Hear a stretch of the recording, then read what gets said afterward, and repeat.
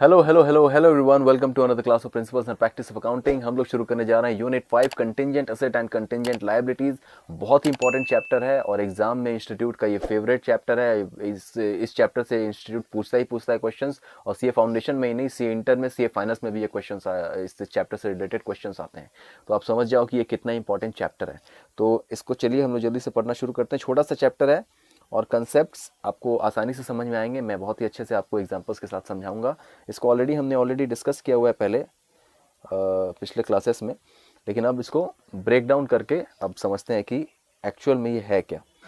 तो चलो पढ़ना शुरू करते हैं। Contingent asset and contingent liabilities. तो इस चैप्टर में हम लोग क्या क्या पढ़ेंगे? इस चैप्टर में हम लोग पढ़ेंगे कंटिंजेंट असेट और कंटिंजेंट लायबिलिटीज की मीनिंग, और कंटिंजेंट लायबिलिटीज एंड प्रोविजन में क्या डिफरेंस है। ये दो चीज़ हम लोग इस चैप्टर में पढ़ने वाले हैं। तो देखो, सबसे पहले समझते हैं ये कंटिंजेंट वर्ड का मीनिंग क्या है। यहाँ देखो, कंटिंजेंट एसेट और कंटिंजेंट लायबिलिटी दो दिए हुए डेफिनेशंस, लेकिन पहले समझते हैं कंटिंजेंट वर्ड का मीनिंग क्या है। कंटिंजेंट का मतलब होता है अनसर्टेन, मतलब जो अनिश्चित है, कुछ भी हो सकता है जिसको बोलते हैं। तो जो कुछ भी हो सकता है मतलब वो अनसर्टेन है। तो अनसर्टेन को ही हम लोग कंटिंजेंट बोलते हैं। तो अगर एसेट के साथ आपने लगा दिया कंटिंजेंट वर्ड, तो ये हो गया कंटिंजेंट असेट। मतलब असेट हो भी सकता है और असेट नहीं भी हो सकता है। और कंटिंजेंट लायबिलिटी का मतलब लायबिलिटी बन भी सकता है और लायबिलिटी नहीं भी बन सकता है। ठीक है, तो आओ पहले इसका डेफिनेशन पढ़ लेते हैं। A possible asset arises from past event. एक पॉसिबल असेट है, मतलब हो भी सकता है, असेट नहीं भी हो सकता है।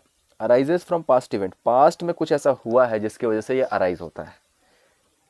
और then and their existence will be confirmed only after occurrence and non occurrence of one or more uncertain future event। मतलब पास्ट में कुछ ऐसा हुआ है जिसके वजह से ये एसेट अराइज होता है, और इसका कंफर्मेशन हमको फ्यूचर में मिलेगा, किसी अनसर्टेन इवेंट से मिलेगा, और कुछ होने या ना होने से पता चलेगा।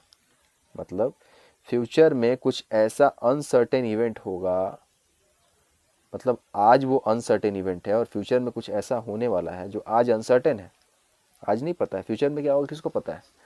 तो फ्यूचर में कुछ ऐसा होगा जो आज अनसर्टेन है, या फ्यूचर में कुछ ऐसा नहीं होगा, तो ये कंफर्म होगा कि वो कंटिंजेंट असेट बनेगा या नहीं बनेगा। आई मीन सॉरी, तो ये पता चलेगा कि वो असेट बनेगा या नहीं बनेगा। और कंटिंजेंट लायबिलिटी का डेफिनेशन क्या है? कंटिंजेंट असेट समझ में आया ना आपको, कि कोई पॉसिबल असेट है जो किसी पास्ट इवेंट से अराइज हो रहा है, और फ्यूचर में कुछ होने या ना होने से वो कंफर्म होगा कि वो असेट होगा या नहीं होगा। आज कंफर्म नहीं है कि वो असेट है या नहीं है, फ्यूचर में कंफर्म होगा कि एसेट होगा या नहीं होगा। तो आज अगर कंफर्म नहीं है कि वो एसेट है या नहीं, तो आज उसको बोलेंगे contingent asset. Similarly for liability, a possible obligation, मतलब आज कोई ऑब्लिगेशन नहीं है, ऑब्लिगेशन मतलब लायबिलिटी, ये पॉसिबल ऑब्लिगेशन है, अराइजिंग फ्रॉम पास्ट इवेंट, किसी पास्ट इवेंट से ये भी अराइज होता है, and may arise in future depending upon the occurrence और नॉन ऑकरेंस ऑफ वन और मोर अनसर्टेन फ्यूचर इवेंट्स। तो इसमें भी वही बात लिखा हुआ है, ये दोनों का डेफिनेशन 90% सेम है। ठीक है, आपको ज़्यादा दिमाग लगाने की ज़रूरत नहीं है। तो मतलब कंटिंजेंट लायबिलिटी का मतलब ये हुआ कि कोई पॉसिबल ऐसा ऑब्लिगेशन है कि ऑब्लिगेशन में हो सकता है, लायबिलिटी हो सकता है जो कि पास्ट इवेंट से अराइज हुआ है, और फ्यूचर में कुछ होने या ना होने से ये पता चलेगा कि ये लायबिलिटी बनेगा या नहीं। और इस तरह के लायबिलिटी को, जो आज कंफर्म नहीं है लायबिलिटी, उसको बोलेंगे कंटिंजेंट लायबिलिटी। और इस तरह के एसेट को, जो आज कंफर्म नहीं है एसेट, उसको बोलेंगे कंटिंजेंट एसेट। ठीक है, इसका सिंपल सा ये मीनिंग है। तो 4 मिनट, 4.5 मिनट में मैंने आपको इसका डेफिनेशन दोनों का समझाया। और चलो एक एग्जांपल लेता हूँ मैं, जिससे ये दोनों डेफिनेशन एक ही एग्जांपल में, एक ही ट्रांजेक्शन में कवर हो जाएंगे, और दोनों आपको इजीली समझ में आ जाएगा। आप लोग आईपीएल देखते हो ना? आईपीएल का अभी अभी ऑक्शन हुआ है, और बहुत सारे लोगों का फेवरेट हमारा सुरेश रैना इस बार आईपीएल में, किसी टीम ने उनको खरीदा ही नहीं। पता नहीं लोगों को क्या प्रॉब्लम है उनसे, इतना अच्छा प्लेयर है। और मेरे को लगता है कि उनको वाकई इतना बढ़िया रिकॉर्ड उन्होंने बनाया है आईपीएल में। उनके आप पास्ट रिकॉर्ड्स देखोगे, ज़बरदस्त रिकॉर्ड है उनके, और उनको होना चाहिए था टीम में, किसी न किसी टीम में तो उनको होना चाहिए था। और वहीं सचिन तेंदुलकर जी के जो बेटे हैं अर्जुन तेंदुलकर, उनको मुंबई इंडियंस ने ख़रीदा है, आई थिंक 50 लाख में उन्होंने ख़रीदा है अर्जुन तेंदुलकर को, तो उनको स्पेस मिली है। बट हमारे सुरेश रैना जी को स्पेस नहीं मिली है। तो इस पर आपका क्या मत है वो आप मेरे को बताइएगा कमेंट सेक्शन में। खैर उस पर ज़्यादा ध्यान ना देते हुए और आईपीएल से रिलेटेड ये एक एग्जांपल लेते हैं। ठीक है, मान लो जब आईपीएल होता है तो बहुत सारे लोग ना इस पर बेट लगाते हैं। आप मत लगाना, ये इलीगल है, मैं ऐसे बता रहा हूँ एग्जांपल के लिए आपको। तो बहुत सारे लोग बेट लगाते हैं कि ये इतना रन बनाएगा, या ये इस ओवर में आउट हो जाएगा, या ये इतना विकेट लेगा, तो इस तरह से, या ये इतने कैचेस लेगा, इस तरह से लोग बेट लगाते हैं। तो मान लो आप और आपका दोस्त मस्त आईपीएल देख रहे हैं बैठ करके, हाँ, पढ़ाई वढ़ाई भूल के बैठे हैं, एकदम आईपीएल देख रहे हैं, और एग्ज़ाम जब आने वाला है तब उनको पता चल रहा है कि आईपीएल में, और वो क्या बोलते हैं, ड्रीम इलेवन में तो काफ़ी अच्छा उन्होंने स्कोर किया और काफ़ी पैसा कमा लिया। बट जब एग्ज़ाम आ गया सामने तो उनका सिलेबस जो है वो है 0/0, कुछ कंप्लीट नहीं हुआ। तो ऐसा मत करना। आईपीएल आप बाद में भी देख सकते हो, बहुत सारे तरीके हैं उसके। एग्ज़ाम एक बार अच्छे से कंप्लीट कर लो, पास हो जाओ, फिर आराम से देखते रहना। तो मान लो एग्जांपल देता हूँ, आप नहीं, आप तो अच्छे बच्चे हो, आप पढ़ाई करते हो। दो बच्चे ऐसे हैं जिनको सीए फाउंडेशन से कोई मतलब नहीं है, वो बस रजिस्ट्रेशन करा लिए, उनको फेल होना है। आपको तो नहीं होना ना। ये दो, ये एक मोटू है और ये एक पतलू है। ठीक है, तो ये मोटू बोल रहा है, मान लो केकेआर, मैं कोलकाता में रहता हूँ तो मैं केकेआर का फ़ैन हूँ। केकेआर और आरसीबी का मैच है, तो आपको पता ही है कौन जीतेगा, है ना। तो केकेआर और आरसीबी का मैच है। तो ये जो है मोटू, ये बोल रहा है कि विराट कोहली जो है, वीके मैं शॉर्ट में लिख रहा हूँ, विराट कोहली जो है ये फर्स्ट ओवर में आउट हो जाएगा। ये विराट कोहली का फ़ैन नहीं, क्योंकि अनहेल्दी है, देखो ना। और विराट कोहली कितना अच्छा जिम विम करता है, अपना बॉडी फिगर बना के रखता है, और ये भाई विराट कोहली का फ़ैन है। तो ये बोला विराट कोहली फर्स्ट ओवर में आउट नहीं होगा। ठीक है, तो ये आपका दोस्त है विराट कोहली का फ़ैन, ये बोल रहा है फर्स्ट ओवर में आउट नहीं होगा, और ये बोल रहा है फर्स्ट ओवर में आउट हो जाएगा। ठीक है, तो अब देखो क्या होता है। जब ये बेट लग गया, और बेट लगा कितने का, मान लो 1,000 रुपये का, 1,000 रुपये का बेट लगा। ठीक है, तो अब क्या हुआ, ये मोटू ने तो बेट लगा दिया, लेकिन अब इसको लग रहा है यार विराट कोहली तो बहुत अच्छे फॉर्म में है, पिछले आईपीएल में भी ठीक ही खेला था, मेरे को लग रहा है कि फर्स्ट ओवर में तो कम से कम आउट नहीं होगा। ये मैंने बेकार ही बेट लगा दी, 1,000 रुपये में हार जाऊंगा। तो इसको ऐसा लग रहा है। तो जिसको लग रहा है कि वो हारने वाला है, तो उसके लिए वो आज के डेट में क्या हो जाएगा, कंटिजेंट लायबिलिटी। जिसको लग रहा है कि उसके पॉकेट से पैसा जाने वाला है, तो वो उसको आज के डेट में क्या रिकॉर्ड करेगा, कंटिजेंट लायबिलिटी। और इसको लग रहा है कि बेवकूफ़, फर्स्ट ओवर में बोल रहा है आउट हो जाएगा, फर्स्ट ओवर में विराट कोहली कभी आउट होगा। तो ये बोल रहा है कि नहीं, मैं तो जीतने वाला हूँ बेट अब। तो ये अपने बेट को रिकॉर्ड कर लिया कंटिजेंट एसेट। मतलब जिसको लग रहा है कि वो पैसे कमाने वाला है, जिसको लग रहा है कि वो जीतेगा, वो उसको रिकॉर्ड करेगा कंटिजेंट एसेट, और जिसको लग रहा है कि वो हारेगा, वो उसको रिकॉर्ड करेगा कंटिजेंट लायबिलिटी। अब ये फर्स्ट ओवर में ही पता चलेगा कि कौन जीत रहा है और कौन हार रहा है। बट अभी जिसको जैसा लग रहा है वो उसको ऐसा रिकॉर्ड कर रहा है। जिसको लग रहा है कि पैसा जीतने वाला है वो कंटिजेंट एसेट रिकॉर्ड करेगा, और जिसको लग रहा है कि वो हारने वाला है वो कंटिजेंट लायबिलिटी रिकॉर्ड करेगा। ठीक है, अब विराट कोहली फर्स्ट ओवर में आउट, क्या करूँ, आउट कर दूँ या नहीं करूँ।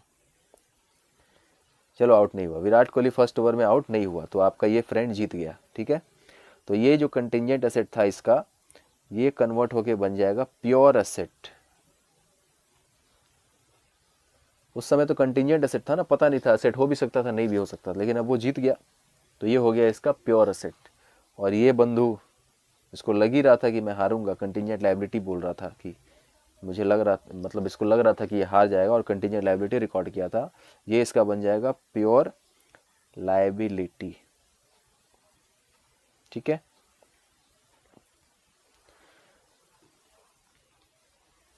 तो ये है पूरा कंटिंजेंट एसेट और कंटिंजेंट लायबिलिटी का कॉन्सेप्ट। इस एग्जांपल से दोनों ही समझ में आएगा। जिसको लग रहा है आज आज कि वो फ्यूचर में एसेट बनने वाला है तो उसको आज वो लिखेगा कंटिंजेंट एसेट, और जिसको लग रहा है कि फ्यूचर में लायबिलिटी बनने वाला है वो आज लिखेगा कंटिंजेंट लायबिलिटी। ठीक है, लेकिन वो फ्यूचर में ही डिसाइड होगा। अनसर्टेन फ्यूचर इवेंट है ये।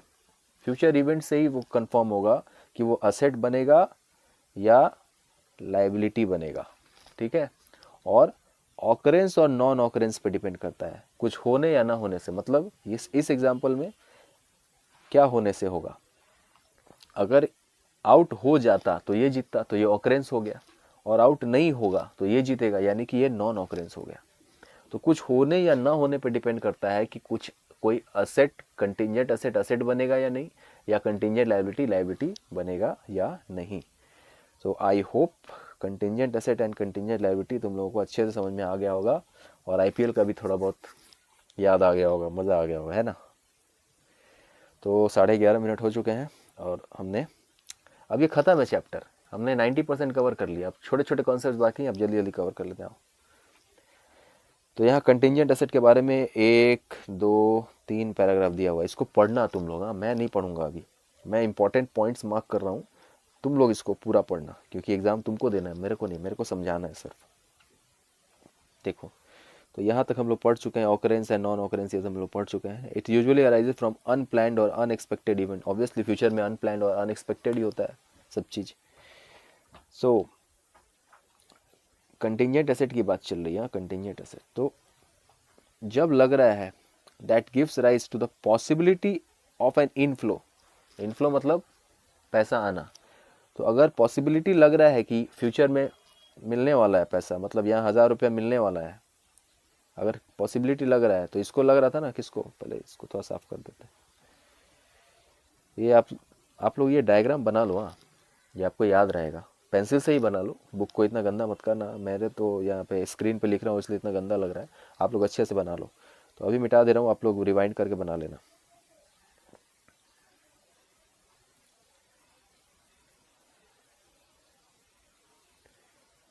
तो ज़्यादा ही मिट गया।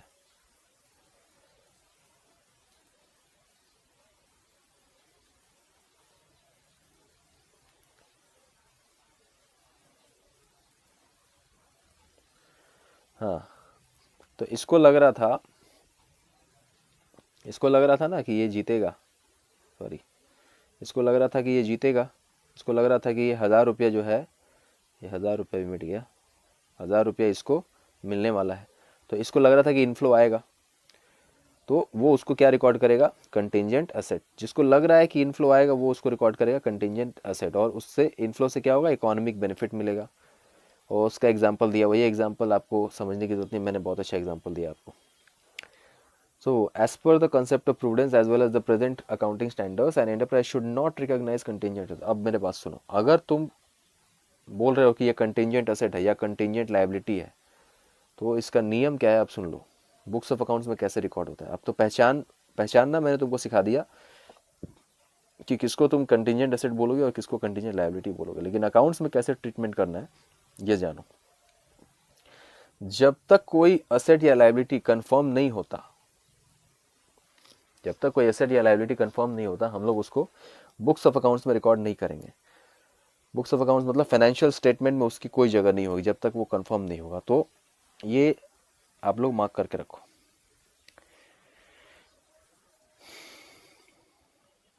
An enterprise should not recognize a contingent asset. An enterprise should not recognize a contingent asset. Not recognize का मतलब फाइनेंशियल स्टेटमेंट में, बैलेंस शीट में कंटिंजेंट एसेट को नहीं दिखाना है, और कंटिंजेंट लायबिलिटी को भी नहीं दिखाना है। जब कंटिंजेंट लायबिलिटी पढ़ेंगे उस समय मैं मार्क कराऊंगा। तो कंटिंजेंट एसेट को बैलेंस शीट में नहीं दिखाना है। These assets are uncertain and may arise from a claim which an under, वो जो मैंने बताया आपको अनसर्टेनिटी रहता है। However when the realization of income is virtually certain the related asset no longer remains a contingent. जब आपका confirm हो जाता है रियलाइजेशन ऑफ इनकम, तो रिलेटेड जो एसेट है वो नो लॉन्गर रिमेन्स अ कंटीजेंट, मतलब वो कंटीजेंट एसेट एसेट बन जाता है। मैंने बताया था ना ऊपर, आपका दोस्त का कंटीजेंट एसेट एसेट बन गया। तो वही बात बोल रहा है कि जब आपका कंफर्म हो गया कि आपको पैसा मिलने वाला है तो आप उसको एसेट बोल के अब बैलेंस शीट में आप रिकॉर्ड कर सकते हो। लेकिन जब तक वो कंटीजेंट एसेट है आप बैलेंस शीट में रिकॉर्ड नहीं कर रहे, तो कहाँ रिकॉर्ड करेंगे? मान लो ये बैलेंस शीट है, ये आपका बैलेंस शीट है, ठीक है। तो बैलेंस शीट का ये होता है एसेट साइड, ये होता है लायबिलिटी साइड। तो आप कंटीजेंट एसेट को यहाँ पे रिकॉर्ड नहीं कर सकते और कंटीजेंट लायबिलिटी को यहाँ रिकॉर्ड नहीं कर सकते। तो कहाँ रिकॉर्ड करेंगे? यहाँ एक छोटा सा हम लोग नोट देंगे और यहाँ पे लिख देंगे कंटीजेंट एसेट या जो भी कंटीजेंट लायबिलिटी, यहाँ पे हम लोग ऐसे नोट में दिखा देंगे, ठीक है। तो इसका अकाउंट्स में इस तरह से शो करना पड़ता है। तो बस ये जो मैंने मार्क करा है वो मार्क कर लो, लेकिन पढ़ना पूरा, हाँ? आपको जो लगेगा कि और मार्क करना है वो कर लेना आप लोग।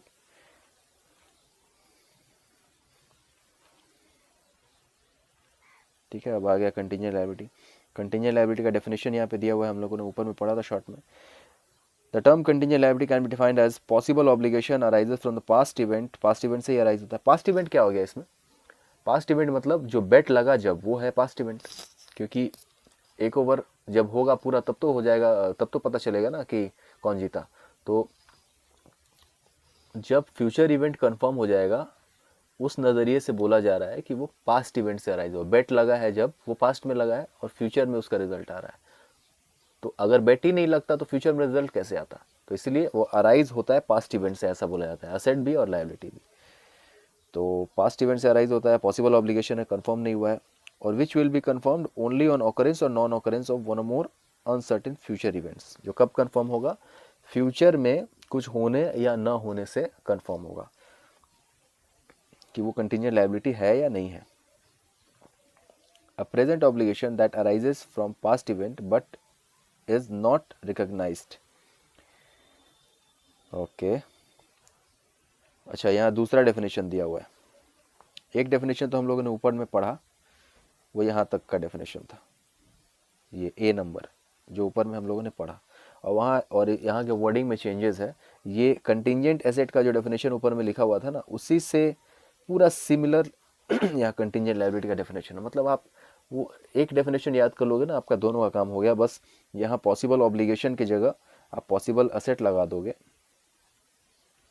तो यही आपका बन जाएगा कंटिंजेंट एसेट का डेफिनेशन, ठीक है। बाद बाकी सब कुछ सेम रहेगा, ठीक है। तो ये दूसरा डेफिनेशन यहाँ पे दिया हुआ है, a present obligation that arises from past event but is not recognized. Present obligation है, पास्ट इवेंट से अराइज हो रहा है, लेकिन रिकॉग्नाइज नहीं होगा, मतलब बुक्स में रिकॉर्ड नहीं होगा। बिकॉज क्यों? दो कारण है। It is not probable that an outflow of resources embodying economic benefits will be required to settle the obligation. ऐसा नहीं लग रहा है कि कुछ पेमेंट करना पड़ेगा आज, ऐसा नहीं लग रहा है, नॉट प्रोबेबल है, ऐसा प्रोबेबिलिटी आज नहीं है कि हम लोग को पॉकेट से कुछ पैसा जाने वाला है। और या a reliable estimate of the amount of the obligation cannot be made। और या ऐसा भी हो सकता है कि आज पता नहीं है कि कितना रुपया जाने वाला है, ठीक है।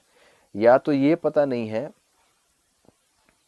कि रुपया जाने वाला है, या तो ये पता नहीं है कि कितना रुपया जाने वाला है। दोनों ही केसेस में हम लोग उसको बुक्स ऑफ अकाउंट्स में रिकॉग्नाइज नहीं करते हैं। आपको पता ही नहीं है कि कितना रुपया जाने वाला है, या आपको पता ही नहीं है कि रुपया जाने वाला भी है या नहीं, तो आप कैसे रिकॉर्ड करोगे आज बुक्स में?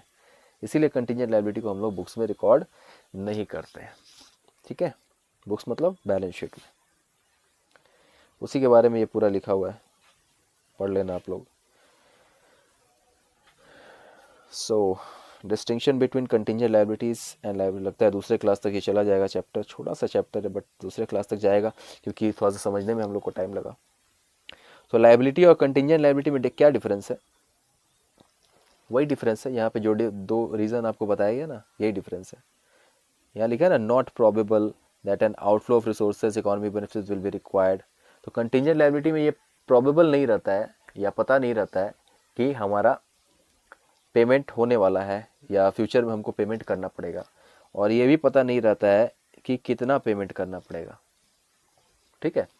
लेकिन लायबिलिटी में ये दोनों बात पता रहता है। लायबिलिटी आपको पता है कि हमको फ्यूचर में पेमेंट करना है और कितना पेमेंट करना है। मान लो किसी से आपने उधार में सामान खरीदा है 1 लाख रुपए का, तो आपको पता है ना उसको पेमेंट करना पड़ेगा 1 लाख रुपया, और कितना पेमेंट करना है वो भी 1 लाख रुपया, वर्ड मेंशन है वहाँ पे अमाउंट। तो ये दोनों चीज़ लायबिलिटी में मालूम होती है कि हाँ फ्यूचर में पेमेंट करना है और कितना पेमेंट करना है, और कंटिंजेंट लायबिलिटी में ये चीज़ पता नहीं होती है। यही इसका बेसिक डिफरेंस है। और लायबिलिटी को बोलते हैं प्रेजेंट फाइनेंशियल ऑब्लिगेशन, और उसको बोलते हैं पॉसिबल ऑब्लिगेशन। किसको? कंटिंजेंट लायबिलिटी को। तो यहाँ आप इसके बारे में पढ़ना, यहाँ से यहाँ तक तो एग्जाम्पल दिया हुआ है, बाद बाकी यहाँ तक आपको पढ़ना है, ठीक है। अब कंटिंजेंट लायबिलिटी एंड प्रोविजन में क्या डिफरेंस है वो समझाते हैं। कंटिंजेंट लायबिलिटी का मतलब आपको पता चल गया, कोई भी ऐसा फ्यूचर में अराइज होने वाला इवेंट जो लायबिलिटी को क्रिएट कर भी सकता है और नहीं भी कर सकता है, और जो किसी पास्ट इवेंट से अराइज होता है, तो उसको कंटिंजेंट लायबिलिटी बोलते हैं। और प्रोविजन का मतलब कि आज मेरे को पता है कि फ्यूचर में कुछ लायबिलिटी अराइज होने वाला है, तो उसके लिए मैं आज कुछ अमाउंट सेट असाइड कर रहा हूँ, प्रॉफिट से अलग कर रहा हूँ, दैट इज प्रोविजन, ठीक है। देखो लिखा हुआ है, provision means any amount written off or retained by way of providing for depreciation, renewal or diminution in the value of assets, or retained by way of providing for any known liability। कुछ जानकारी है हमको कि future में liability arise होने वाला है, of which the amount cannot be determined with substantial accuracy। मतलब substantial accuracy का मतलब 100% accuracy।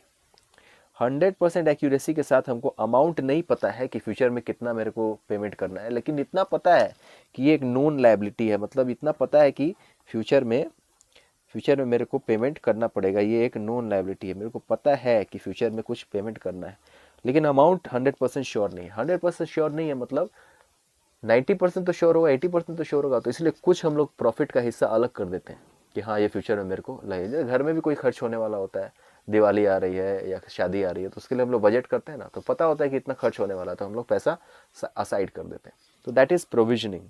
और कंटिंजेंट लायबिलिटी बिल्कुल ही अलग चीज़ है, दोनों का कोई रिलेशन नहीं है। तो इसका जो डिफरेंस है एग्जाम में आ सकता है, ये 1 2 3 4, ये 4 डिफरेंस आप लोग पढ़ेंगे, और इन डिफरेंसेस को मैं आपको पढ़ाऊंगा नेक्स्ट क्लास में। इस क्लास के लिए इतना ही रहने देते हैं, मिलते हैं अगले क्लास में। Abhishek Kumar Mishra signing off.